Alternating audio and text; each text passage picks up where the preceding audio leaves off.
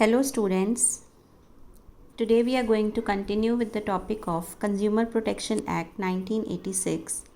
I am Shalini Arora from Government National College Department of Commerce. This is part 2 of the topic. In part 1 we have studied about the introduction of Consumer Protection Act.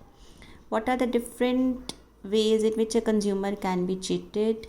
What are the different rights available to a consumer? We have studied about different terms such as consumer, market, restrictive trade practices, unfair trade practices, appropriate laboratory.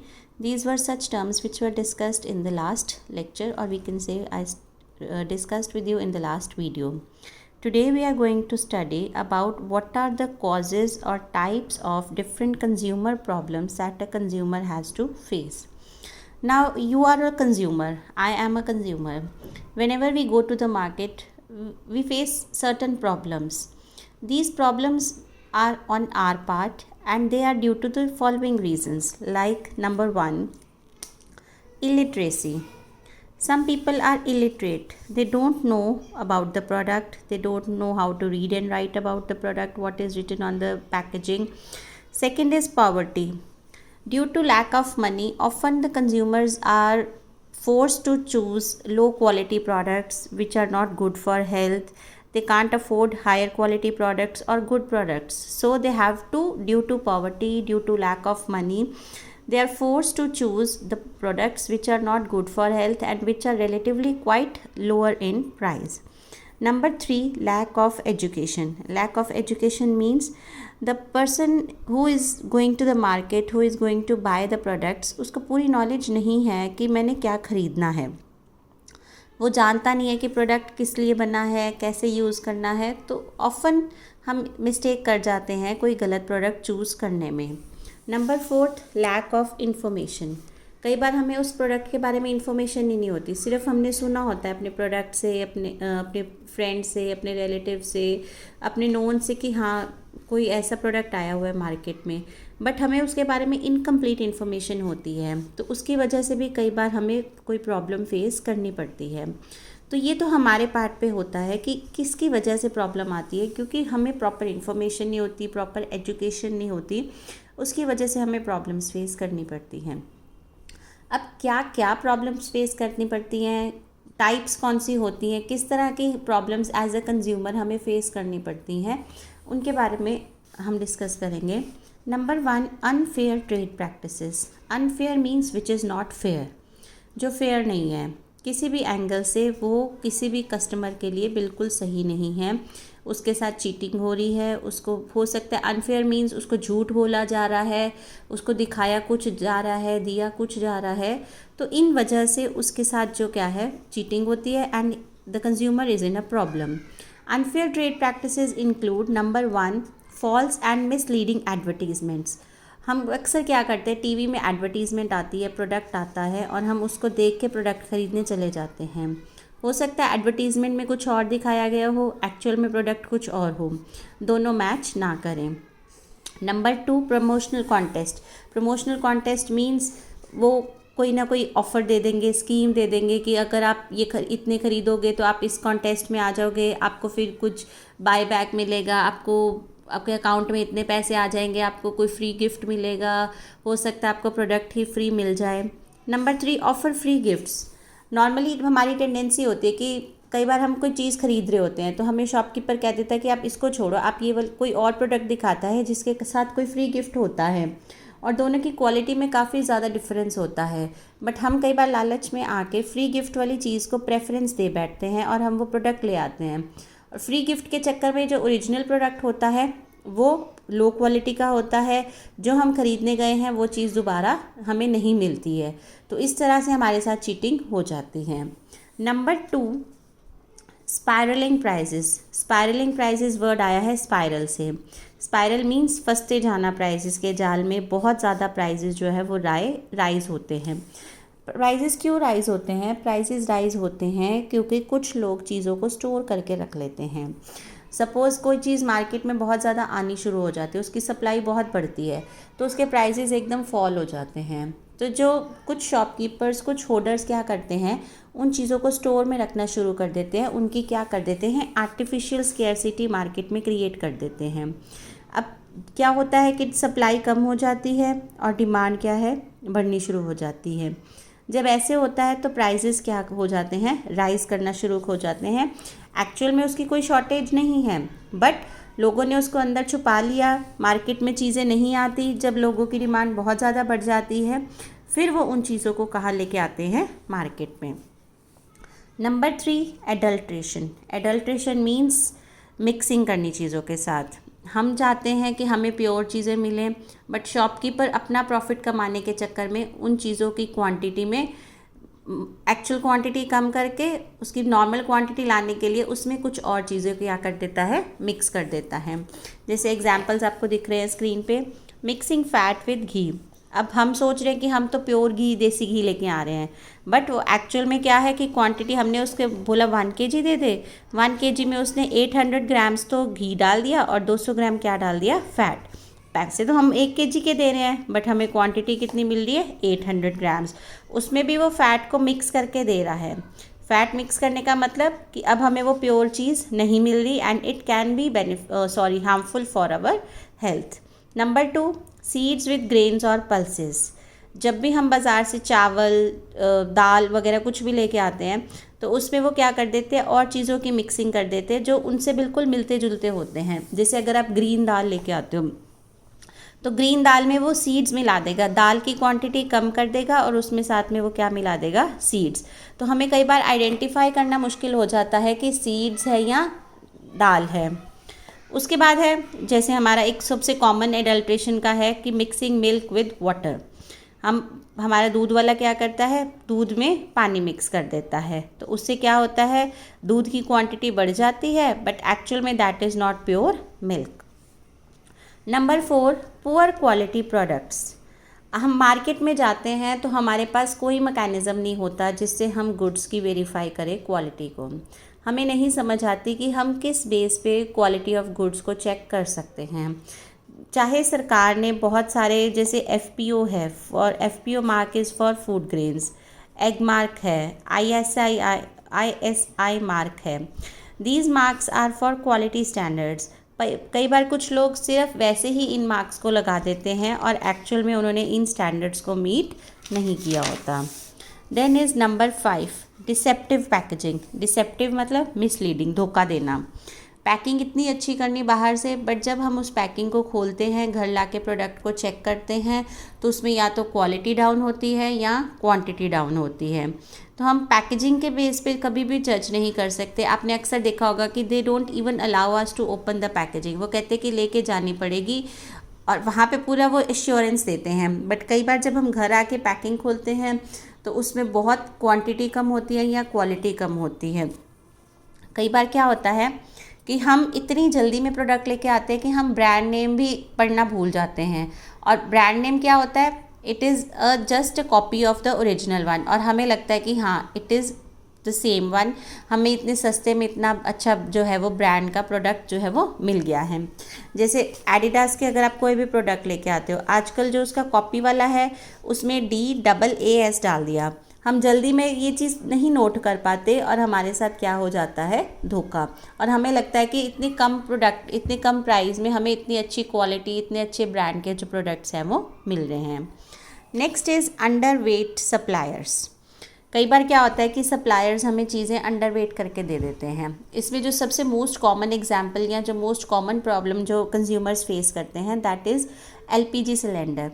आपके घर में जब भी cylinder आता है तो आप, कई बार हमें लगता है कि सिलेंडर एक्चुअल नॉर्मल उसका साइज़ क्या होता है, वेट क्या होता है, 14 kg के आसपास होता है, और लिखा भी होता है उसके ऊपर। बट कई बार क्या लगता है कि सिलेंडर बहुत जल्दी ख़त्म होना शुरू हो जाता है। हमारी यूज़ तो वही होती है। कई बार same cylinder works for 1 month and कई बार same cylinder works for 20 days। तो उसमें क्या होता है कि उन्होंने गैस निकाल ली होती है, पैसे तो वो हमसे पूरी गैस के लेके जाते हैं, बट दे नो, एक टैक्ट होता है उनके पास कि वो क्या करते हैं, ऊपर से सील खोलते हैं, उसमें से गैस निकालते हैं और दोबारा उस सील को लगा देते हैं, तो हमें पता भी नहीं चलता कि वो खुला हुआ है। तो इसके लिए सबसे बेस्ट है कि जब भी आपके घर सिलेंडर आए, you should check the weight on a weighing machine और फिर आप उसको डिलीवरी लो सिलेंडर की। अदरवाइज़ ये बहुत आजकल कॉमन प्रैक्टिस है चीटिंग करने की। Next is deficiency in services. अभी तो हम बात कर रहे थे प्रोडक्ट्स की, अब हम बात करेंगे सर्विसेज की। सर्विसेज में डेफिशिएंसी होती है, जैसे हमारे घर कुरियर आना है, कुरियर वाला कहता है कि आपका कुरियर 3 दिन में पहुंच जाएगा, बट वो 5 दिन 6 दिन 7 दिन डिले करता चला जाता है और कई बार हमारे इंपॉर्टेंट पेपर्स आने होते हैं तो वो डिले हो जाते हैं, जिससे कई बार बहुत ज़्यादा लॉस भी हो जाता है। Next is wrong billing bye electricity department. Electricity department वाले क्या करते हैं, गलत बिल दे देते हैं। मीटर की रीडिंग कोई लेके जाते हैं, बिल कितनी अमाउंट का आता है, कई बार कितने ज़्यादा चक्कर लगाने पड़ते हैं। एक्चुअल में यूसेज बहुत कम होती है बट बिल्स बहुत ज़्यादा आते हैं, तो उनको करेक्ट करवाने के लिए बहुत सारे चक्कर जो है वो उनके डिपार्टमेंट में लगाने पड़ते हैं। उसके बाद है डिले इन इंश्योरेंस क्लेम्स। हमारी पॉलिसी मैच्योर हो गई, अब हमें उसका क्लेम लेना है, या हमारे व्हीकल का क्लेम है, तो वो भी बहुत ज़्यादा टाइम लगाते हैं इंश्योरेंस। कई फॉर्मेलिटीज़, ये फॉर्म करो वो फॉर्म करो, कई बार जाना पड़ता है, कभी कोई डॉक्यूमेंट चाहिए, तो ये डेफिशिएंसी इन सर्विसेज है जिसके कारण कंज्यूमर्स को कई बार बहुत सारी प्रॉब्लम्स जो है वो फेस करनी पड़ती हैं। Number 8, negligence in services. Negligence in services मतलब अपना काम सही ढंग से नहीं करना। आजकल आपने देखा होगा डॉक्टर्स बहुत ज़्यादा नेग्लिजेंट हो गए हैं, प्रेशर इतना ज़्यादा होता है या what ever is the reason, surgeries proper ढंग से नहीं कर पाते हैं। कभी कैंची पेट में छोड़ दी, कभी किसी का गलती से छोटी सी बात होती है और इतना बड़ी सर्जरी कर देते हैं और उसके बाद भी वो सर्जरी सक्सेसफुल नहीं हो पाती है। तो ये एक कॉमन प्रॉब्लम है जिसमें कस्टमर प्रॉब्लम में आ जाता है due to the negligence in services. उसके बाद है monopolistic trade practices. Monopolistic word आया है मोनोपोली से। Monopoly means single seller.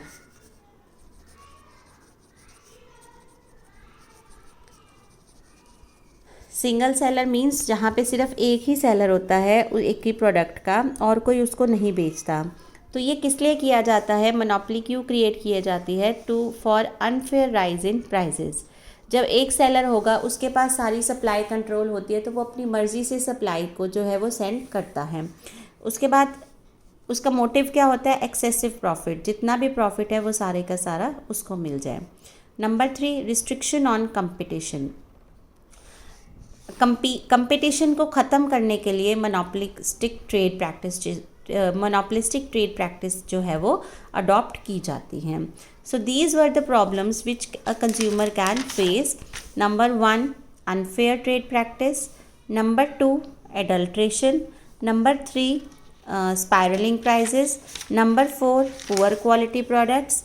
Number 5, deceptive packaging. Number 6, underweight suppliers. Number 7, deficiency in services.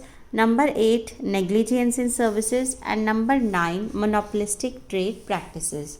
ये कुछ केसेस या कुछ एग्जाम्पल्स हैं जिनकी वजह से जो कंज्यूमर है उसके साथ चीटिंग हो सकती है, वो प्रॉब्लम में आ सकता है। और इन्हीं प्रॉब्लम्स को फेस करने के लिए, उसको रिकवरी देने के लिए कंज्यूमर प्रोटेक्शन एक्ट जो है वो बनाया गया है। Now these were the problems, now we are going to discuss about rights to consumer. Rights, आपको पता है आप लोग भी डेमोक्रेसी में रह रहे हो, आप लोग कंज्यूमर्स हो, और sovereignty is one of the main feature of democracy. यहाँ पे हर कोई सॉवरन है। सॉवरन मीन्स हर किसी के पास इक्वल राइट्स है, चाहे वो किसी भी रिलीजन का है, किसी भी कास्ट का है, किसी भी कम्युनिटी का है, किसी भी स्टेट का है। Everybody has sovereignty. Sovereignty means equal है, उसके पास प्रॉपर राइट्स होते हैं कि उन राइट्स को वो कहीं पे भी कैसे भी एक्सरसाइज कर सकता है।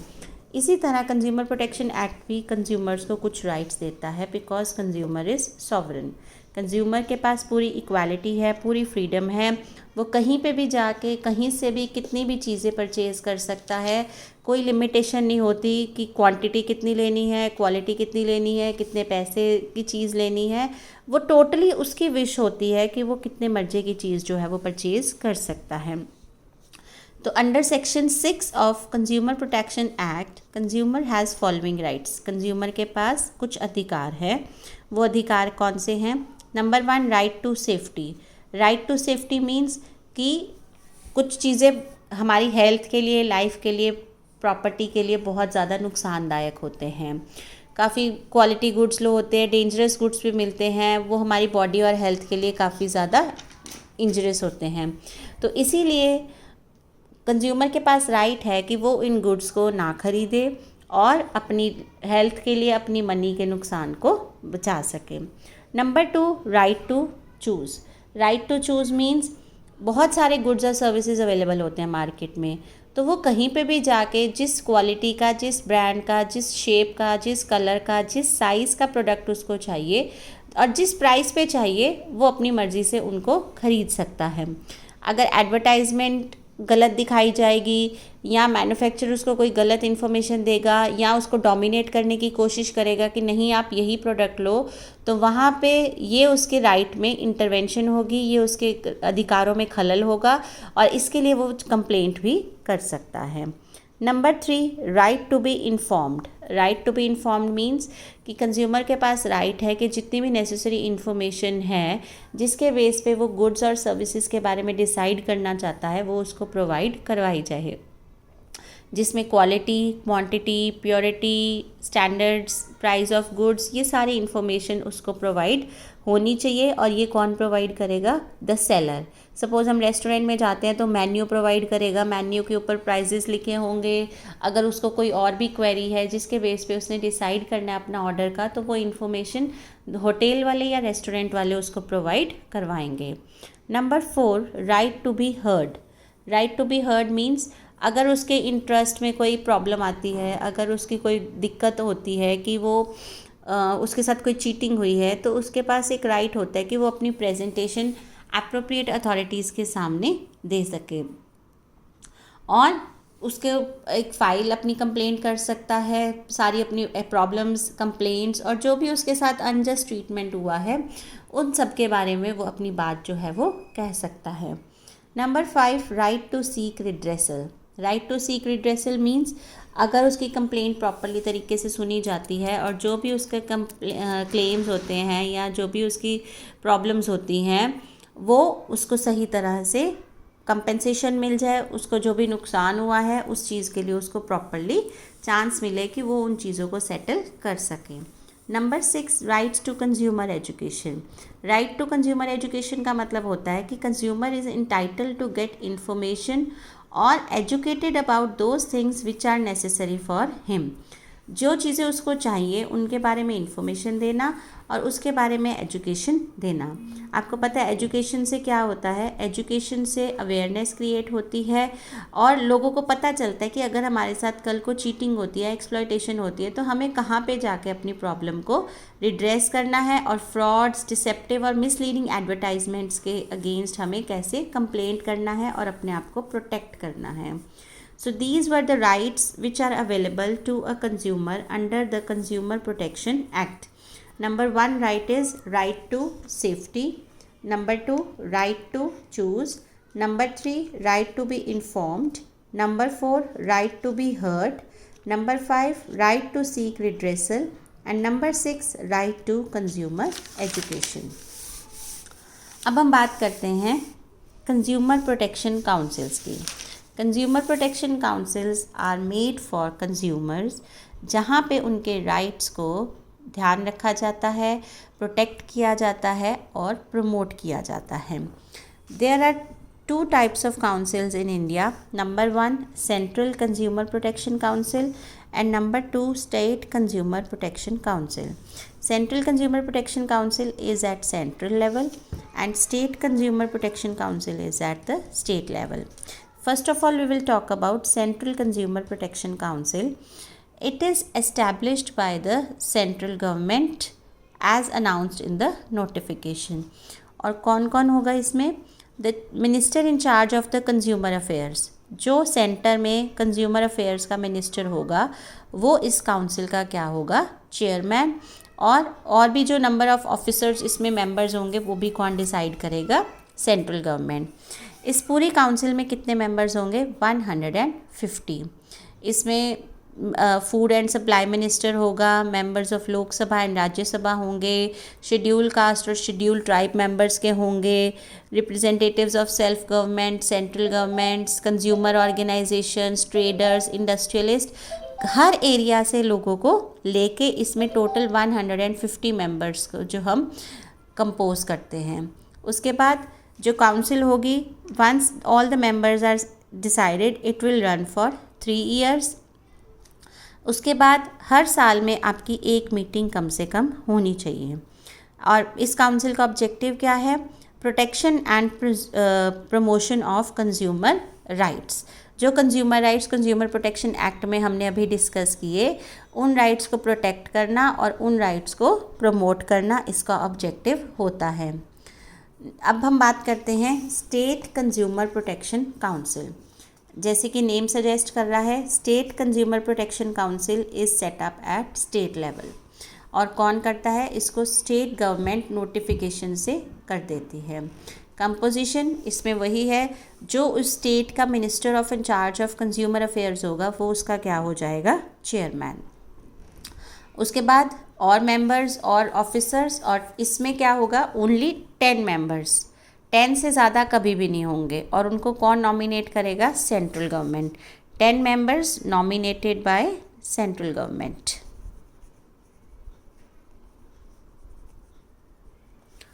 उसके बाद ऑब्जेक्टिव क्या होगा? Same objective which is of the state, right to protect and promote the rights of consumers, and what is the meetings? The central consumer will meet once in a year, but state council will meet twice in a year. It will held at least 2 meetings in each year. Okay, so there are 2 councils, consumer protection councils. Number 1, central consumer protection council and state consumer protection councils. This was all for today in our part 2. One more video will come for this act, in which we will study about redressal of consumer disputes. So in today's video we have studied about what are the problems faced by the consumers, what are the rights available to a consumer, and we have discussed about different consumer protection councils. There are councils are at 2 levels, number 1 central and number 2 state. Okay students, that's all for today. We will continue the topic in our next video.